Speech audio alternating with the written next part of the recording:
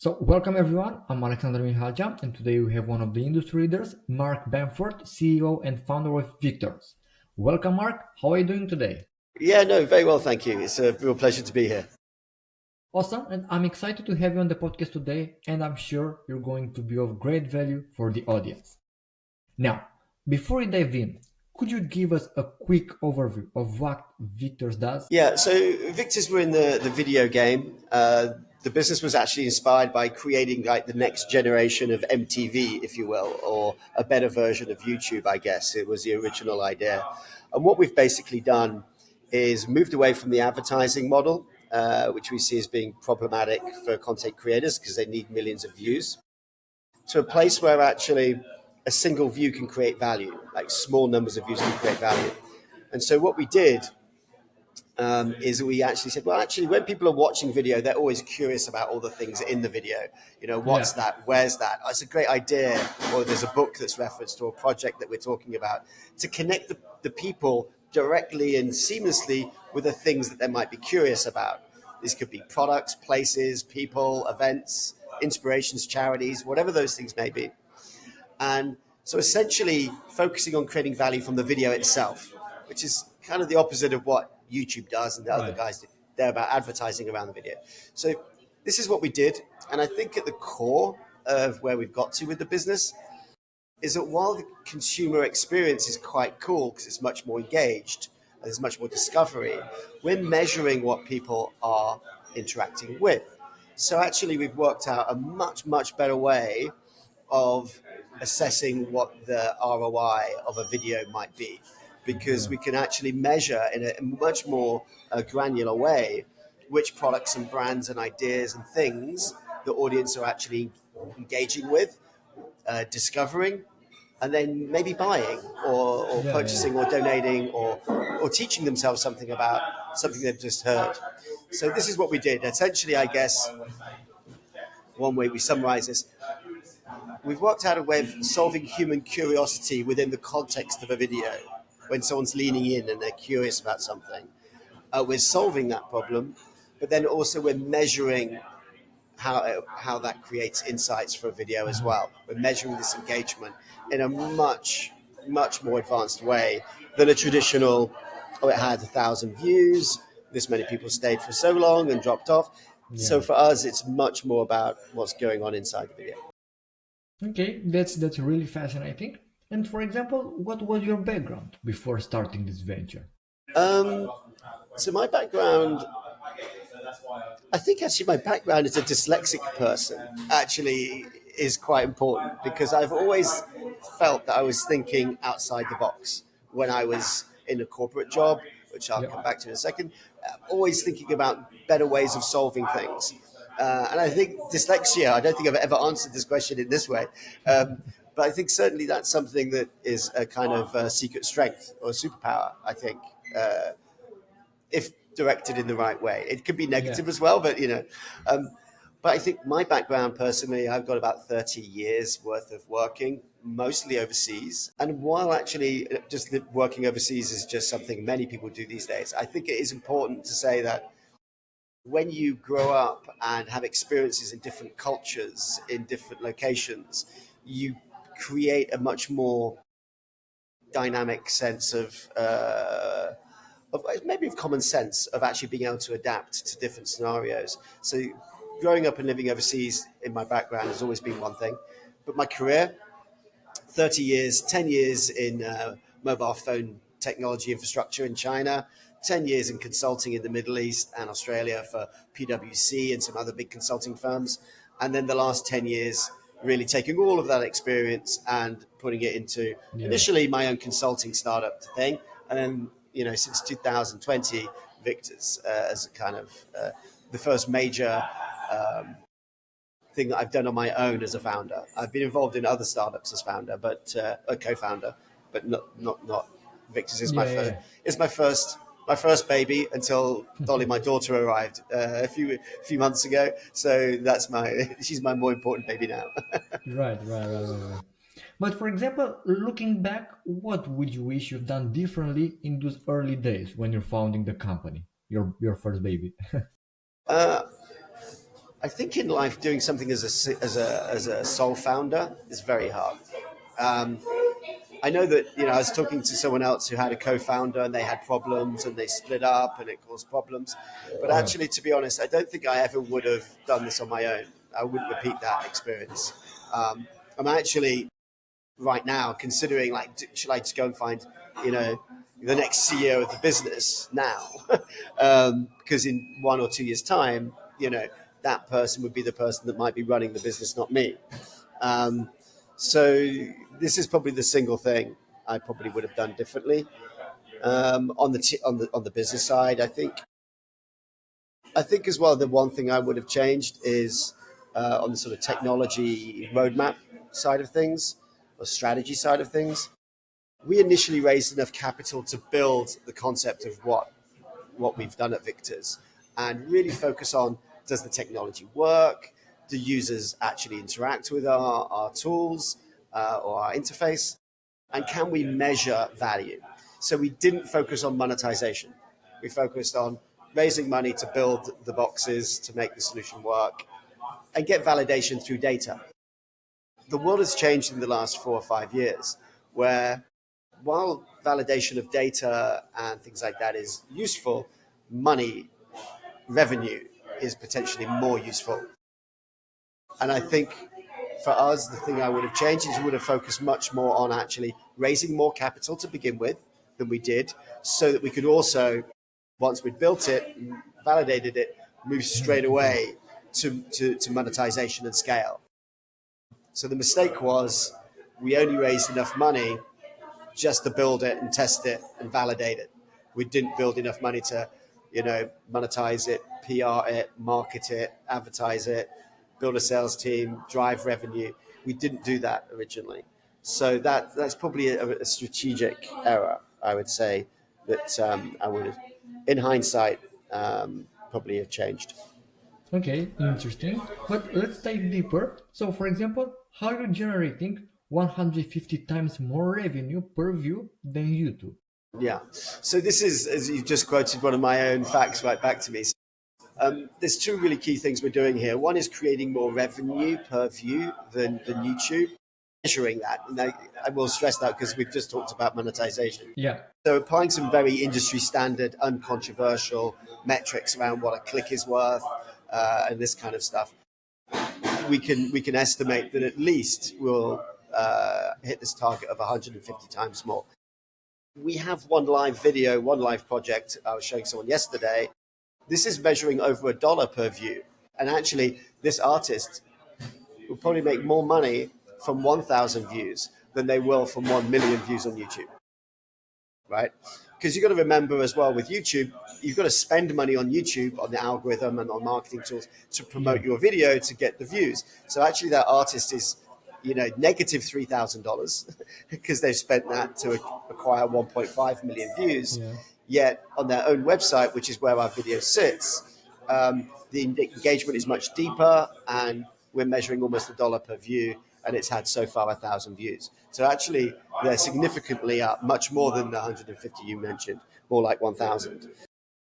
But the question you ask is, how do we make money? Really simple, three simple things. We can collect money on the affiliate commerce that's happening. That's the first one. That's actually the smallest one.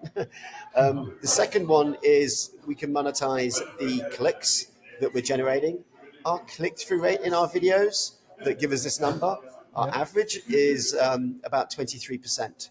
So if you come from the advertising world and your advert is getting a 23% click-through rate, you've hit, this is like the ultimate advert that's ever been made. Those numbers on adverts are normally 1-2% on a good day. So we can monetize the clicks. And then the last way, which is the most important way for us as a business moving forward, is the data insights that we generate. We can actually sell these insights to brands through a subscription model. And it's this data actually that we were showing to a music label, as I think you've seen in our slides maybe. We were showing this data insights to a music label last year, and they said actually they'd never seen data insights of what's going on inside a video. Which brands are popular, which products are popular. They've never seen anything that powerful ever from YouTube or from Google, in fact. But this is actually this is true because actually YouTube doesn't care what's in the video. They just want the view. They want the view counter to go up, right? So their philosophy and their business model is built around a completely different metric. We're actually doing something quite unique from that perspective. So these are the three pillars of how we create this, this metric of 150 times more per view, which is about 13 pence if you're in the UK and 15 cents if you're in the US. People can argue that sometimes that YouTubers can make more than $1,000 or $2,000 per million views, but if you look at the sort of broader community, it averages out, somewhere in that space. Yeah. And I don't think it's too controversial to say to the 100% of content creators on YouTube, not just the top 2%, but the other 98%, they're not really making money, not in a fair and transparent way.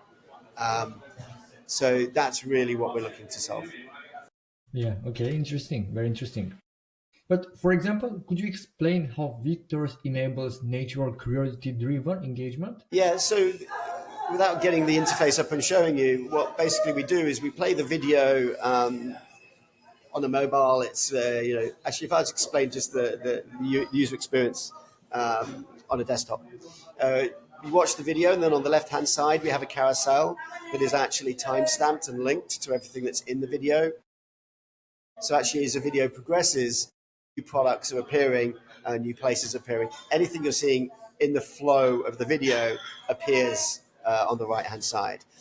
Not just that, though, because this is like an active carousel. You can also look at the people that were involved in this project. Now, in the music world, often you see the title of the video is the artist's name, but there's also the producer, the songwriter, the videographer, the stylist, the choreographer, the models, the actors, whoever's in the video. This People's tab for us is an ability to give much more credit to the entire community than you would normally get from just what you're watching. We then have a tab called Explore or Gigs and Music, which is tickets and other content.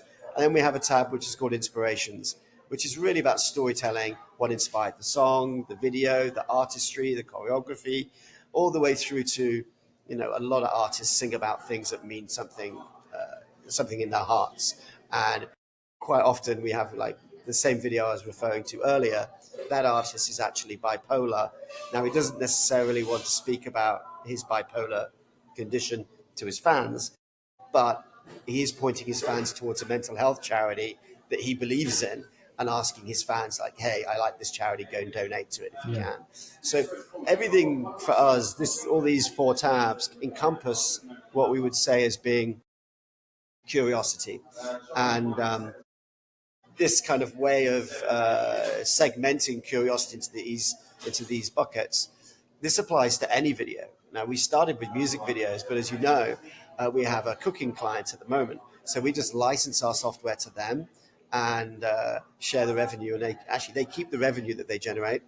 But we just sell our software as a service in that scenario. We rebrand the interface to change it from the music one to one that fits with that chef's brand. But then further, we're talking to people like PwC to create like a financial version. Because at the end of the day, whether it's finance or cooking or sports or even politics, and we've done some stuff in the US in the political space, curiosity is ubiquitous. All videos, whether it's a political speech all the way through to a cooking show to a music video, they're all looking to activate the interest of the audience so that they lean in and they say, what's that? Where's that? Who's that? And we just turn engagement into discovery, into an output, a measurable output. Whether it's music or these other genres we're doing white labels for as a SaaS model, curiosity is everywhere. So that's what we're kind of doing, and that's how the interface kind of looks. Yeah, interesting. But for example, you mentioned about an interesting point. So what role does data insight play in transforming video content? Yeah. This is kind of the ultimate question, actually. I truly believe, our mission statement as a business is now to become the largest creator of video engagement insights on planet Earth. And we're on a roadmap to do that. We've already started. And we have the support of people at Google and other things to do that. So this insight we know is like the most important thing we focus on. But once you can start measuring what's going on inside your video, you can actually understand what your audience is engaging Yeah. with. This enables you to, as an example, I'll talk about music again here.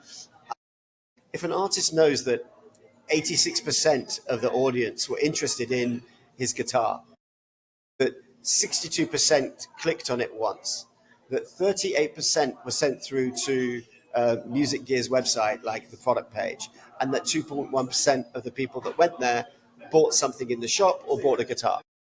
This data becomes like the superpower for that artist to be able to build a sponsorship or a brand relationship with Right. that brand.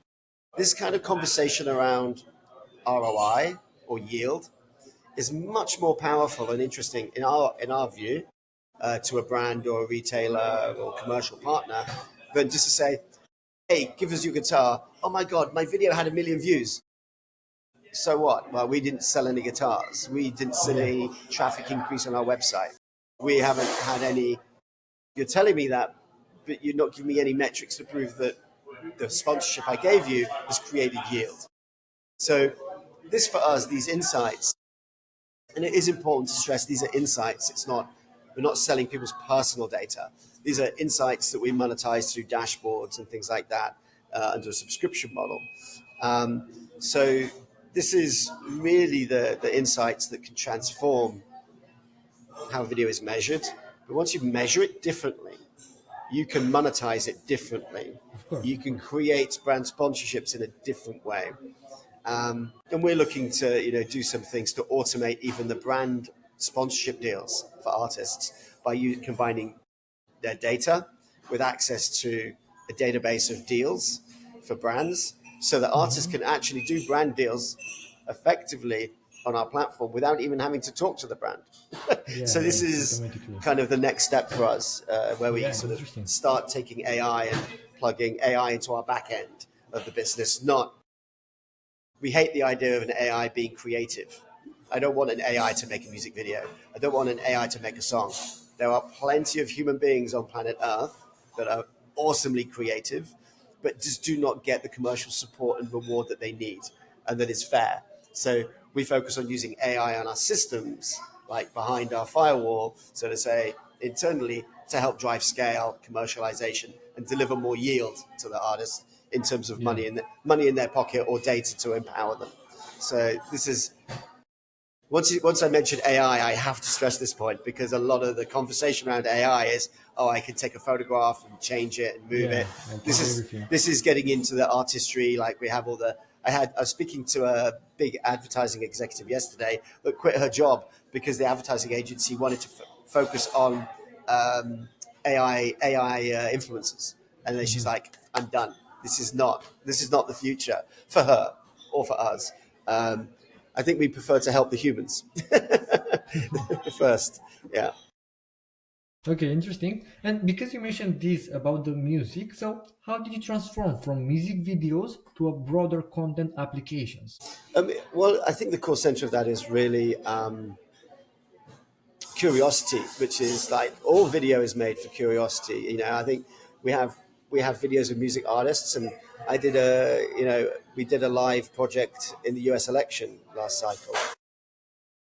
And this is politics content. This is where we're connecting people with knowledge or information about a policy. Curiosity is basically the same DNA, whether you want to find out when a guy says, "Hey, I'm Mark Bamford. I'm running for the governor of Texas, and I've got the best tax policy for you. I'm going to fix immigration. I'm going to do all these things."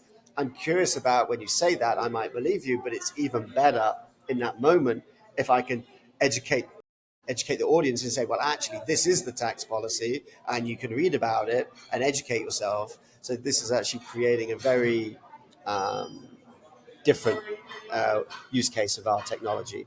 And politics and music are very different genres, and anything in between. Whether it's fishing or cooking or equestrian horses, everything. Our biggest problem is not what content genre can we work with. as a startup and as an early scale business is focusing on the ones that actually we should deliver on Yeah. first. Right. Because Right. Right. I can't transform the internet in a night. This is going to take some time, so it becomes more of a challenge of strategy and focus and execution. Yeah. Right. Right. Right. And walking through how Viktrs addresses these challenges, what makes your approach unique? I think it's the data side of what we're doing. I think it's the realization that we're actually combining, 5 or 6 different things. We're combining video streaming with interactivity, with the ability to commercialize the e-commerce, the advertising, and then the data that comes out the end. And I think really it's the data when we show people the data, they're like, oh my God, no one else is doing this? And I'm Yeah. like, no. And I'm sure there is someone somewhere doing something similar. I mean, I was on the phone on a call, sorry, like this with the mergers and acquisitions specialist in video and entertainment. For sure, the first 2 or 3 minutes, he's like, I can already do this with all these different tools, Yeah. And I'm like, are those tools available to consumers? Oh, they're tools we use in the advertising industry to track pixels or do this or do that or eyeball tracking or whatever, the hotspots. And I'm like, well, firstly, we're providing the experience to the audience directly, all in one box. And by the end of the call, he was very much like, actually, you're right. What you're doing is combining so many different things here that he wasn't aware of anybody else doing it, enough to introduce us to one of his kind of close network type thing. Um, and even to the extent that we were in Los Angeles 2 months ago, presenting to the guys at Google as part of a United Kingdom trade delegation thing. That led to some follow-up meetings. And even the guys at Google and at YouTube and at Looker, which is their data arm, they said to us, look, they've never seen anybody take this approach. And I go back to my dyslexia. Yeah, that's maybe why. Well, yeah. So, and I would also say if there are people out there doing the same thing, fantastic. I think, I believe that actually if you do something good, lots of people will copy you. You just need to be very good at it. Yeah. And actually, especially for us when we're charting new consumer behaviors, to be honest. And you already see TikTok is allowing shopping and Instagram. These guys are all playing around with it, but they're held back because they're absolutely their center of gravity is advertising and platform and keeping people on their platform. And so they have this model which restricts their ability to innovate, whereas we don't have that restriction because we're not as big as those guys. So I truly believe that actually we're in quite a unique place. And even the guys, and while I take everything, I love my guys at Google and YouTube and Looker, they're colleagues and friends and I keep them quite close. They did say, look, this is not something we could easily do. It's not just about money, it's about organizations and people and what our talent is being used for and who we have and what KPIs do we set and measure on a monthly basis. Yeah. And they're like all wedded to advertising generally. So, but it's fine. If there's lots of people out there doing it, then the user behavior is going to change quicker. So Right.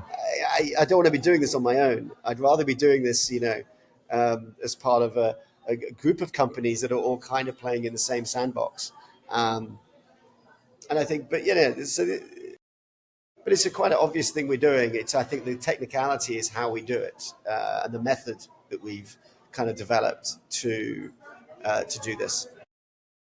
Yeah. Okay. Yeah, I like your perspective on this. It's very inspiring. As a sole founder, you have to inspire yourself every morning. Yeah. And for example, what makes your white label solution attractive to content creators? I think the white label side of things is really obvious thing it's kind of a pivot, I guess. We weren't planning on doing it. We're now doing it, and we're doing a small fundraise at the moment to just double down on the white label side. So that's just kind of where it's early in our journey, still there, but we've already got 1 or 2 clients, and it's looking quite good. So I think the value for them is that it enables them to turn their videos on their websites, whether it's Google Cloud with an event video on their website, a cooking video on an app, a politics video in a newspaper. It First off, the improvement in digital engagement when you have an interactive video is 10x. People stay for longer, less bounce rate, more click-throughs, more engagement, and obviously once you start telling your story, they can explore within your organization. For example, while you might be having like the Google video we did as a demo recently of a Google Cloud event, it's an AI summit that they had 2 weeks ago. Actually, if you're exploring in there, you can find out what philanthropic charities Google has and how they work in that space. Now, it's got nothing to do with the event, but if someone's watching this and I can explore, oh my God, these guys are doing some amazing stuff for charity, or I'd rather work with Google than with Amazon because I understand that now, that's a huge win. Yeah. But it's got nothing to do with the original video. So I think this ability to create lateral value for the audience is really powerful. The second thing that is kind of going to be no surprise is because we can measure what people are engaging with, we can then tell the content owner, Exactly. In your video, these were the topics that were popular. These were the people that when they spoke drove appointments or demo days.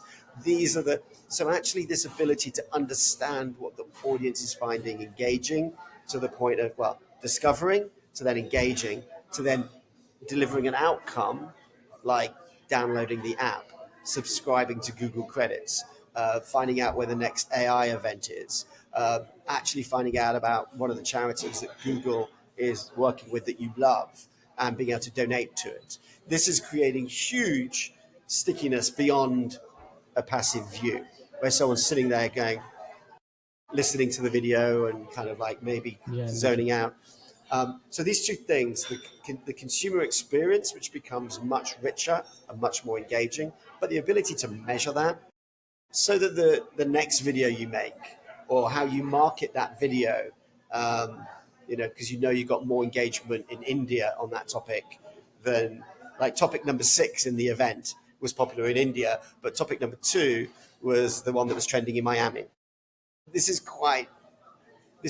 you can yeah, get yeah, some of that information from say YouTube that you had more views and more dwell time in India, but it doesn't tell you that the people that are watching in India are actually yeah. interested in topic number 6.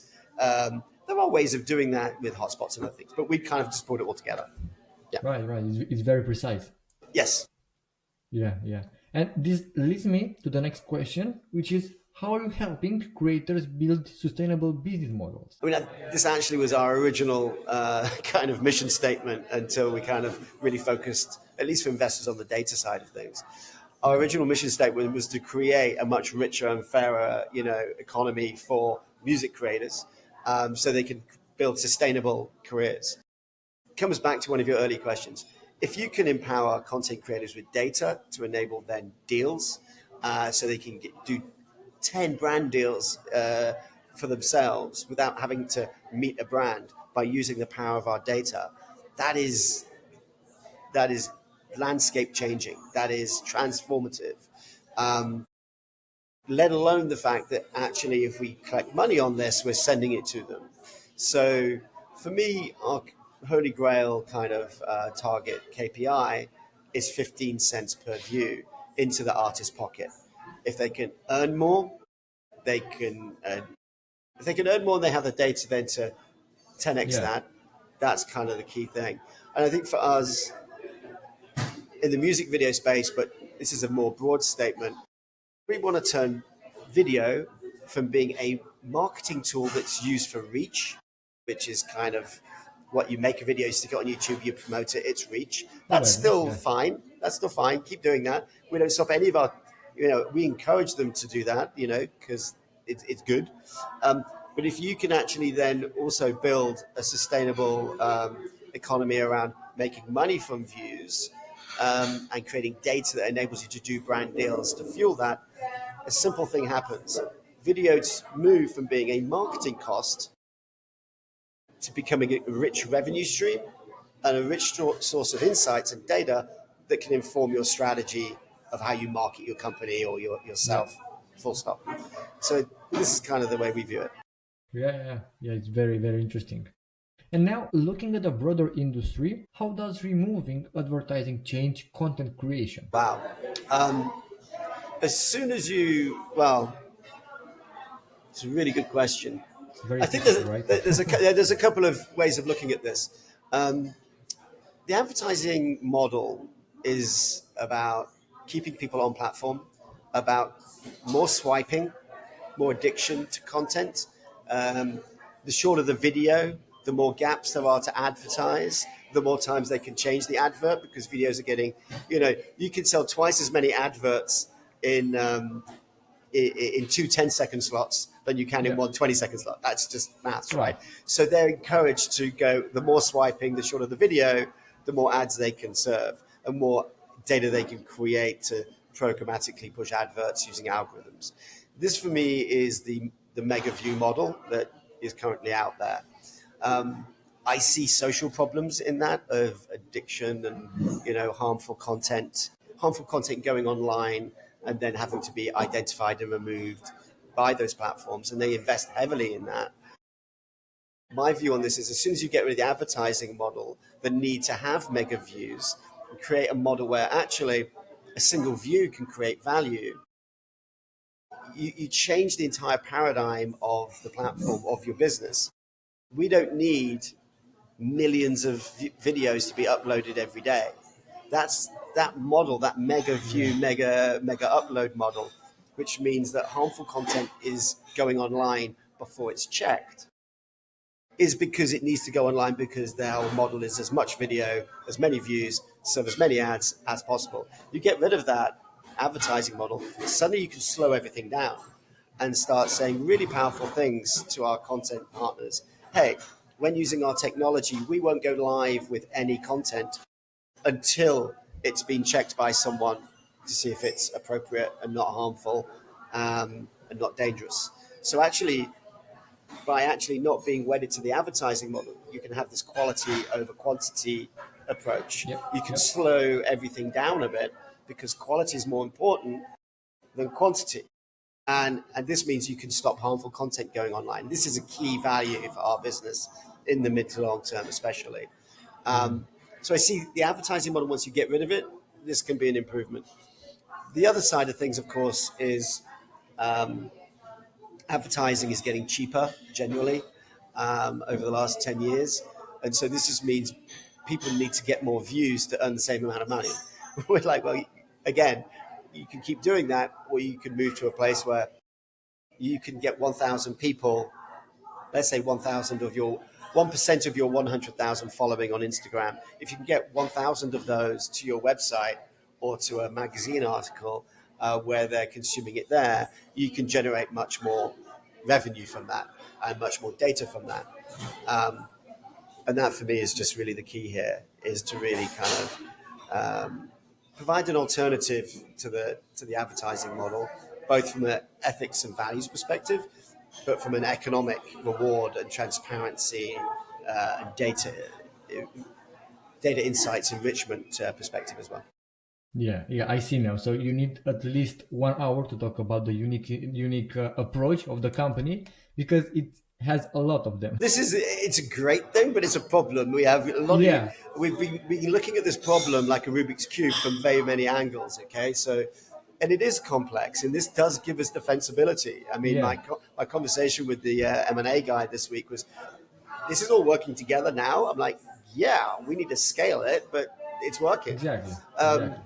he's like, the method that you've pulled together here gives you great defensibility as a business because no one else is going to bother. I Right, mean, right, right. you know, YouTube has all the money in the world, but it pretty much looks the same as it does today that it did 10 years ago because they're just doing what they're good at. And that's what they should do for their shareholders.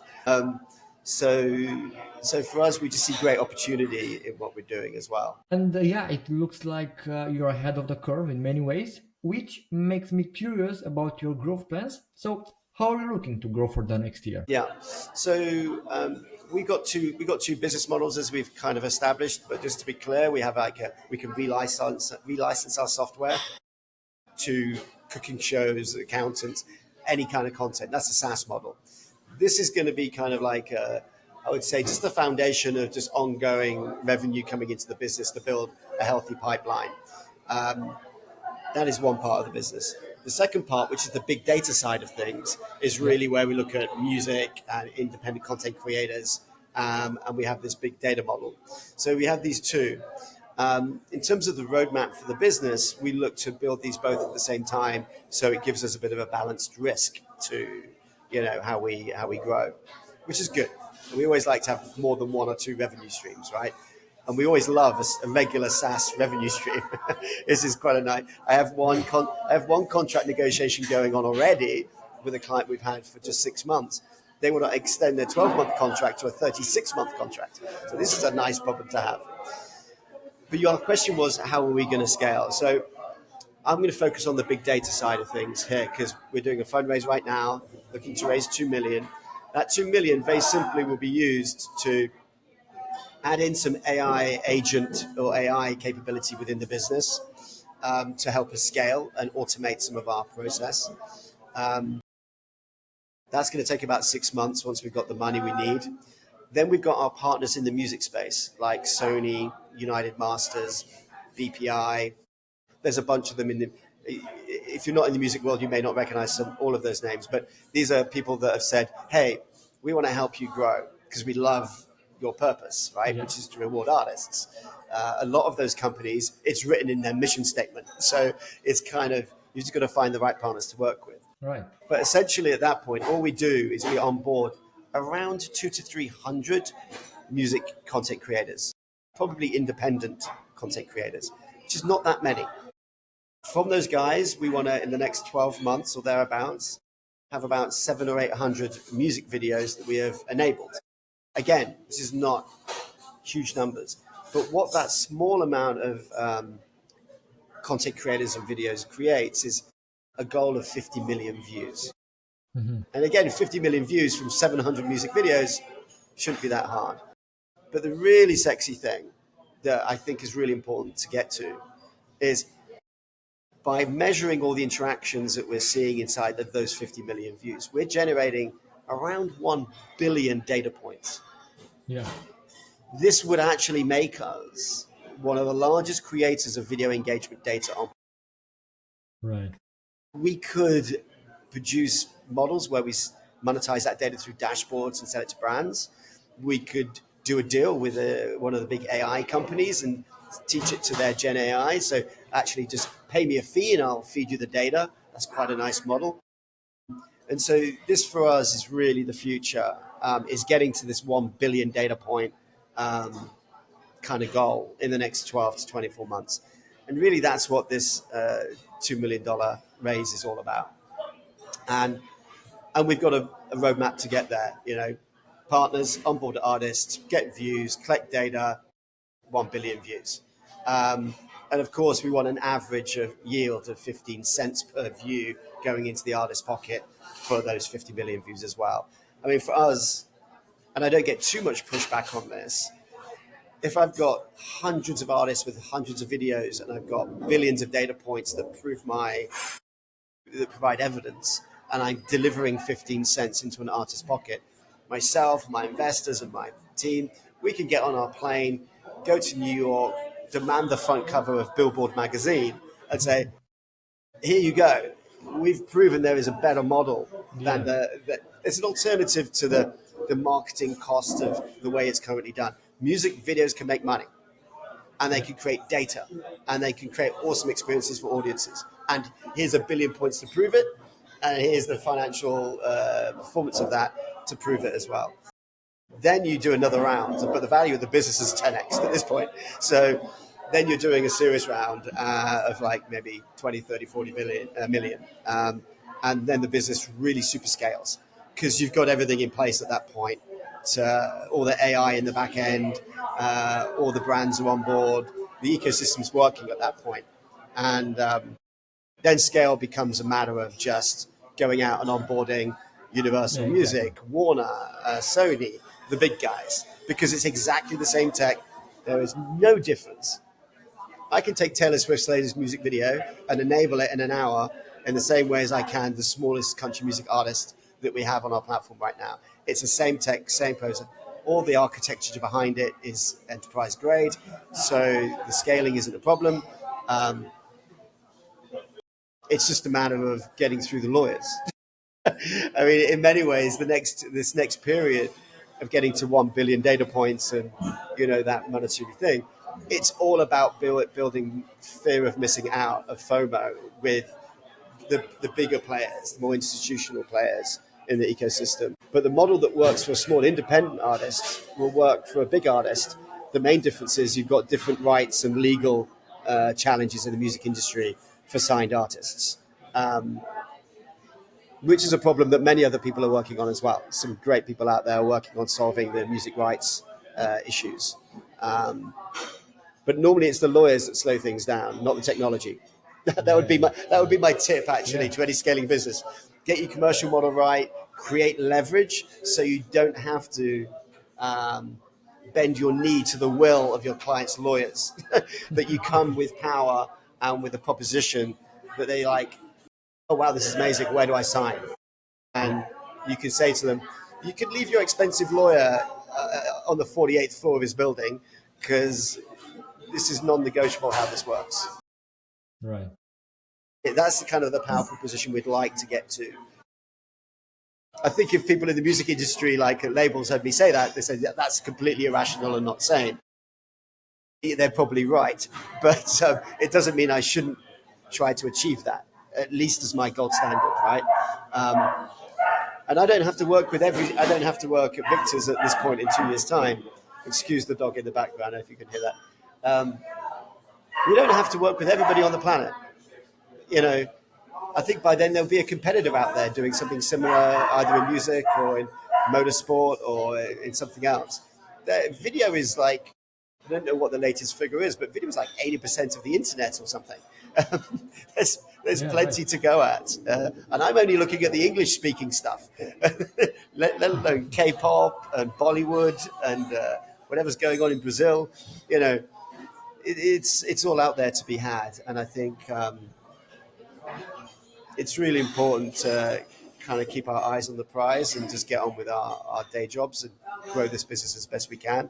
But I think execution is always a challenge for us because it's so easy to get distracted by a sexy project that is outside of the scope. What I mean is, like, for example, I'm going to leave names out of it, but suddenly someone says, oh, does it work for this kind of content? Well, yes, it does. Can we do that? Well, yes, we can, but I'm kind of busy doing what the business plan said. Right. So, and you need people. You need awesome people. You can't automate everything. AI bots will only get you so far. I still want to have an organization of awesome human beings. So, Yeah, human touch is important. yeah. Yeah, and before we wrap up, I'm curious about what's on the horizon. So when you look at Viktrs' journey over the next few years, what possibilities excite you the most? I think the one we've spoken about most is raising this 2 million that we need to raise to activate these commercial partnerships that we've already we've pre-organized. Getting to that 1 billion data points, getting to that 15 cents per view with the automation behind it as well of AI. That might be 12 months aggressively, 18 months realistically, and I hope not 24. That really is something that excites me. I think another thing that excites me is with that raise and with that momentum, building the team of people we have at Viktrs. And it might sound odd, but replacing myself as a founder and CEO of a business that's brought together a kind of crazy idea, get the crazy idea kind of on the road. That doesn't mean I'm the best person if we're taking we built this car in the garage and it's an awesome car. Now we're taking it out the garage onto the road to test it. Just because I could do that doesn't mean I'm the guy that should be building the factory to make 1 million of these cars. That's a industrial scale issue. That's a different CEO that runs that business than me. I don't want to go anywhere necessarily. I still want my shares and I want to be involved in the business for a very long time. But it really gets me excited to know that we're creating a success and a momentum that allows us to attract really key talent, hopefully sooner rather than later. that I look at and go, oh my God, any of these three people, from the CRO to the CTO to the CMO to whatever or even managers, like young talent in the business. This is the guy that I think, these are the people I think could be the CEO of the business when we do our big financial round and our 1 billion data points in 2 years' time. Someone else is going to be on the stage pitching this, not me. I might be sitting in the chair at the background going, a good idea. Go and do that.